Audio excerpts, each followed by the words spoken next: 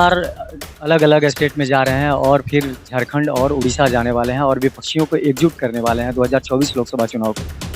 देखिए, इसमें कहीं कोई उनको सफलता नहीं मिलने वाली है और हम तो बार-बार कह रहे हैं कि नीतीश कुमार जी का मन अब बिहार सरकार का काम करते हुए नहीं लग रहा है। जातीय जनगणना के बारे में क्या कहेंगे? जो जैसे ही जैकफ्रूट का फैसला आया, जो लगभग 500 करोड़ रुपए खर्च लग चुके हैं। देखिए, जातीय जनगणना के हम समर्थक हैं, लेकिन सरकार, बिहार की सरकार जिस तरह से कर रही है, ये राज्य की सरकार की विफलता है। कहाँ रहिएगा? महागठबंधन की तरफ जाइएगा, एनडीए की तरफ जाइएगा? देखिए, इस पर हमने बार-बार कहा है, हमारी पार्टी के साथियों ने मुझ पर अधिकृत किया है, फैसला लीजिए, जो फैसला लीजिएगा हम लोग साथ हैं। लेकिन अंतिम रूप से क्या करेंगे हम अभी तय नहीं है पार्टी में, तो हम कैसे बता दें?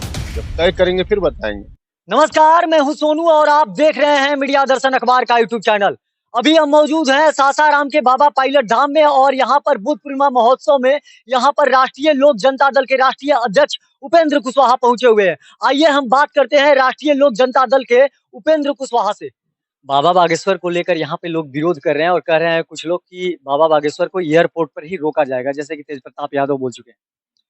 देखिए, यह तो सरकार को देखना है ना, तो सरकार तो आने से रोक नहीं रही है, लेकिन ऐसे भी रोकना भी उचित नहीं है किसी को भी।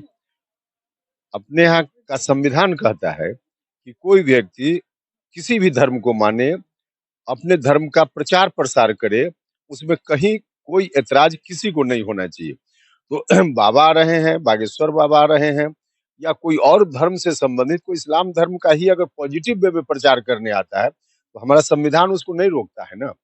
तो किसी धर्म का हो कोई भी, उसको जानबूझकर व्यवधान उसके सामने पैदा करना यह ठीक नहीं। हाँ, अगर और कोई इशू बनता है तो यह काम फिर सरकार का है, सरकार देखे, लेकिन सरकार की ओर से तो कोई बाधा नहीं है जहां तक मुझको जानकारी है। जातीय जनगणना के बारे में क्या कहेंगे? जो जैसे ही जैकफ्रूट का फैसला आया, जो लगभग 500 करोड़ रुपए खर्च लग चुके हैं। देखिए, जातीय जनगणना के हम समर्थक हैं, लेकिन सरकार, बिहार की सरकार जिस तरह से कर रही है, ये राज्य की सरकार की विफलता है कि कोर्ट को कहना पड़ा कि आप नहीं करा सकते।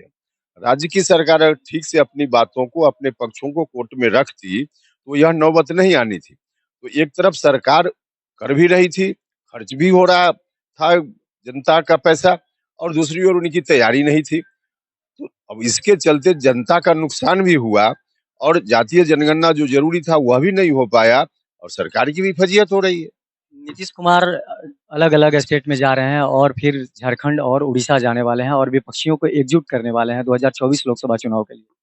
देखिए, इसमें कहीं कोई उनको सफलता नहीं मिलने वाली है और हम तो बार-बार कह रहे हैं कि नीतीश कुमार जी का मन अब बिहार सरकार का काम करते हुए नहीं लग रहा है। जो खुद ही वो बार-बार बोलते हैं कि अब कितना दिन रहेंगे हम। तो मन नहीं लग रहा है। तो मन नहीं लग रहा है तो राज्य सरकार का जो काम है, उस काम में भी रुचि नहीं ले रहे हैं और फिर समय पास करना है, तो टाइम पास करने के लिए कहीं कभी यहाँ जाते हैं, कभी वहाँ जाते हैं, वरना कोई अर्थ नहीं है उनकी यात्रा का। कहाँ रहिएगा? महागठबंधन की तरफ जाइएगा, एनडीए की तरफ जाइए? देखिए, इस पर हमने बार-बार कहा है कि हमारी पार्टी के साथियों ने मुझ पर अधिकृत किया है कि फैसला लीजिए, जो फैसला लीजिएगा हम लोग साथ हैं। लेकिन अंतिम रूप से क्या करेंगे हम अभी तय नहीं है पार्टी में, तो हम कैसे बता दें?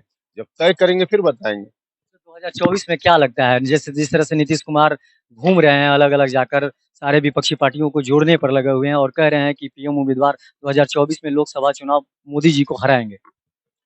देखिए, अभी की तारीख में नरेंद्र मोदी जी के सामने कोई चुनौती नहीं है। 2024 तक तो कोई चुनौती मुझको व्यक्तिगत रूप से नहीं दिख रही है। इसलिए कोई व्यक्ति कुछ कह रहा है, उसका कोई अर्थ नहीं।